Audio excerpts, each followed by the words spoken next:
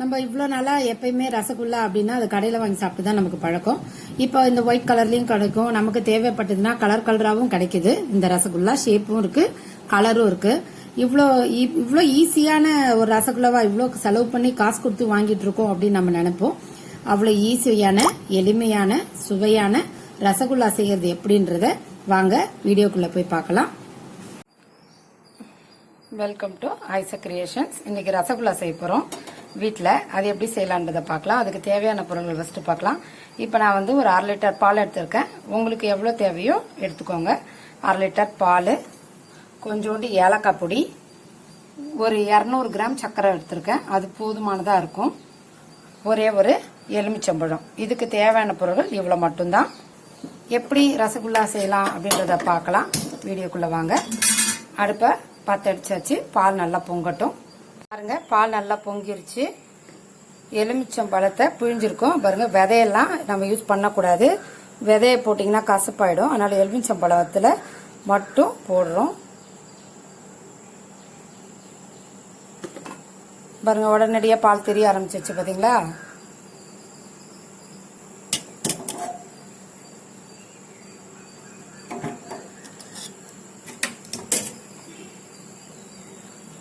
திரிஞ்ச பிறகு ஒரு 5 நிமிஷம் நல்லா கொதிக்க விடலாம். அப்பதான் தண்ணி எல்லாம் தனியா போயிட்டு பால் எல்லாம் ஒரு சேர திரண்டு வரும். பாருங்க, பால் எல்லாம் தனியா ஒரு சேர சேர்ந்து வந்துருச்சு. ஒரு 2 நிமிஷம் கொதிக்கட்டும், வடிகட்டிடலாம். பாத்தீங்களா, நல்லா பால் பன்னீர் திரண்டு வந்திருக்கு. இந்த சமயத்துல நம்ம வடிகட்டிடலாம். இது போல ஒரு துணி வச்சுட்டு அந்த துணியில இப்ப நம்ம இந்த பாலை வடிகட்டி விடலாம்.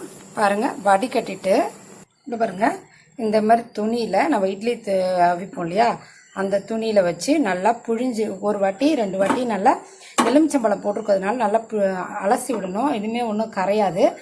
இதை வந்து நல்லா தண்ணியை முறுக்கி விட்டோம் அப்படின்னா தண்ணியெல்லாம் வடிஞ்சிரும். அதுக்கப்புறம் பாருங்க, பால்ஸ் மாதிரி வந்துருக்கு பார்த்தீங்களா. இதை நம்ம நல்லா சப்பாத்திக்கு மாவு பிசைற மாதிரி நல்லா பிசையணும். இது கூட உங்களுக்கு பிடிச்சா மைதா மாவு கலக்கலாம். நான் எதுவுமே கலக்கிறது இல்லை. பாருங்க, இவ்வளோ கிடைச்சிருக்கு. தனித்தனியாக இருப்பாருங்க. இதை நல்லா நம்ம ஒரு 5 நிமிஷமாவது நல்லா பிசையணும். பிசையும் போது அது மாவு மாதிரி மாறிடும். அதுக்கப்புறம் உருட்டினா உருட்டை வரும். இப்போ உருட்டினீங்கன்னா உருட்டை வராது. அதனால ஒரு 5லேருந்து 10 நிமிஷம் நல்லா பிசைஞ்சு விடுங்க மாவை. எலுமிச்சம்பழம் பிழிஞ்சதோட அப்படியே நீங்க வந்து எந்த காரத்துக்கொட்டும் போட்டுறாதீங்க. 2 வாட்டியாவது நல்லா தண்ணீரை விட்டு அலசணும். அலசும் போதுதான் நமக்கு அந்த புளிப்பும் போகும். எலுமிச்சம்பழம் புளிப்பு இருக்கக்கூடாது. அது மாதிரி எலுமிச்சம்பழம் ஊற்றும் போது 1-2 கொட்டை கூட வராமையும் பார்த்துக்கோங்க. கசப்பு ஏறிடும். ஓரளவு பாருங்க, முன்னாடி எப்படி இருந்தது இப்ப பாருங்க உருண்டை பிடிக்க வரும். ஓகேவா. இந்த மாதிரி இன்னும் கொஞ்சம் கூட பிசையலாம். ஒரு 5-10 நிமிஷம் தாராளமா கையால நல்லா நம்ம கை சூட்ல தான் அது கொஞ்சம் நல்லா இலகி சரியான பதத்துக்கு வரும். இப்ப நல்லா பிசைட்டோம் பாருங்க. இப்ப நல்லா கரெக்டா பிசைஞ்சு சரியா வந்துருச்சு.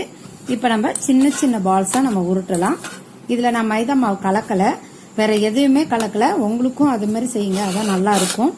நம்ம தேவையில்லாம எதையும் கலந்து நம்ம இதோட டேஸ்டோட நேச்சுரல் டேஸ்ட்டை வீணாக்க வேண்டாம்.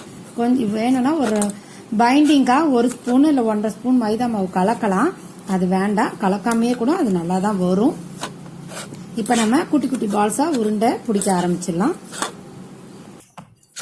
பாருங்க, உருட்டிட்டேன். அது நம்ம இஷ்டம். ரவுண்ட் ஷேப்போ இல்ல இது பாருங்க உருண்டையா எப்படி வேணா உருட்டை வரும். ஷேப் பிரச்சனை இல்லை, அது உங்க இஷ்டம் தான். ஷேப் போட்டுக்கிறது எப்படி வேணா போடலாம். நான் இந்த ஷேப்ல போட்டிருக்கேன். வாங்க எப்படி செய்யலான்றதை பார்க்கலாம்.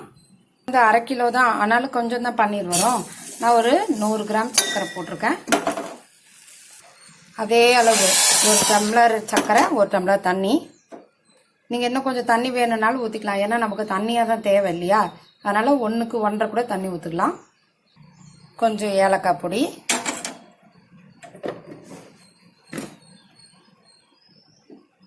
ஒரே ஒரு கல் உப்பு. இந்த பாருங்க, இவ்வளவுதான் உப்பு. உப்பு போட்டிங்கன்னா தான் ஜீரா வந்து தடிக்காது, இல்லைன்னா கட்டி ஆகிடும். அதனால ஒரு பிஞ்சு உப்பு. அடிக்கடி ஸ்வீட் செய்வோம், இல்லை பண்டிகை வருது ஸ்வீட் செய்ய போகிறோன்னா அதுக்கு முன்னாடி ஏலக்காவை நல்லா ஒரு பாத்திரத்தில் வறுக்கக்கூடாது.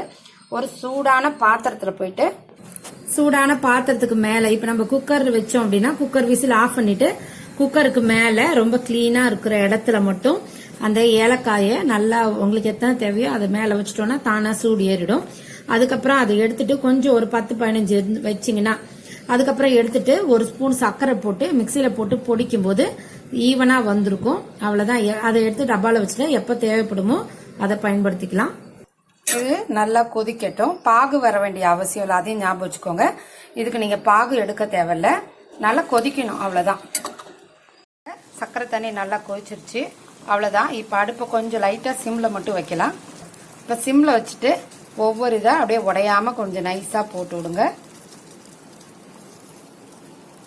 இது உடையாது, அதை ஞாபகம் வச்சுக்கோங்க. இதை என்ன பண்ணுவோம் அப்படின்னா, நம்ம இப்ப சைஸ் போடும்போது நம்ம பாத்துக்கோங்க.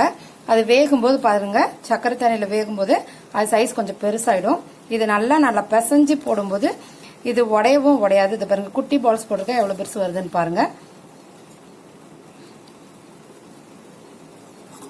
இப்ப என்ன பண்ணணும், கரண்டி எடுத்துட்டு மூடி போட்டு ஒரு 10 நிமிஷம் நல்லா சிம்ல வேக வச்சிடலாம். பாருங்க, மூடிட்டு ஒரு 10 நிமிஷம் நல்லா வேக வச்சிடலாம். பாருங்க, 5 நிமிஷம் ஆயிருக்கு. இன்னும் ஒரு 5 நிமிஷம் மூடி வச்சு கொதிக்க விடலாம். பாருங்க, நம்ம எவ்வளவு குட்டி குட்டியா போட்டோம் பாத்தீங்களா, இப்ப எவ்வளவு பெருசு இருக்கு பாத்தீங்களா. இப்ப இது ஓகே, இது வெந்துருச்சுன்னு அர்த்தம், இது ரெடியா இருக்கு. இப்ப நம்ம அடுப்பு ஆஃப் பண்ணிட்டு மூடிட்டு ஆறுன பிறகு சாப்பிடலாம். இது சூடா, எப்பயுமே ஸ்வீட் வந்து ரொம்ப சூடா சாப்பிட முடியாது. காரம்னா சூடா சாப்பிட முடியும், ஸ்வீட் சூடா சாப்பிட முடியாது. இப்ப உடனே எடுத்து சாப்பிட்டோம்னா உள்ள ஜீரா போயிருக்காது. அதனால இது நல்லா ரூம் டெம்பரேச்சருக்கு நல்லா ஆறட்டும். ஆறின பிறகு சாப்பிட்டீங்கன்னா கரெக்டான டேஸ்ட்ல இருக்கும். இப்ப மூடிட்டு ஆற வச்சிடலாம். ஆறி சாப்பிடறதுக்கு ஏதுவா கிடைச்சிருச்சு. இந்த நல்லா ஆறி சாப்பிடறதுக்கு ஏதுவா ஆயிடுச்சு இந்த ரசகுல்லா. இது நம்ம வீட்டிலேயே செய்யும் போது நமக்கு ரொம்ப செலவும் கம்மி, ஆரோக்கியமும் அதிகமா கிடைக்கும். இந்த வீடியோ பிடிச்சிருந்தா லைக் பண்ணுங்க, ஷேர் பண்ணுங்க, சப்ஸ்கிரைப் பண்ணுங்க. மறக்காம செஞ்சு பார்த்துட்டு கமெண்ட் பண்ணுங்க. ரொம்ப எளிமையா இருக்கும், அதே சமயத்துல ரொம்ப ரொம்ப ருசியான ரசகுல்லா. இந்த வீடியோ கடைசி வரைக்கும் பார்த்ததுக்கு என்னோட நன்றி, வணக்கம்.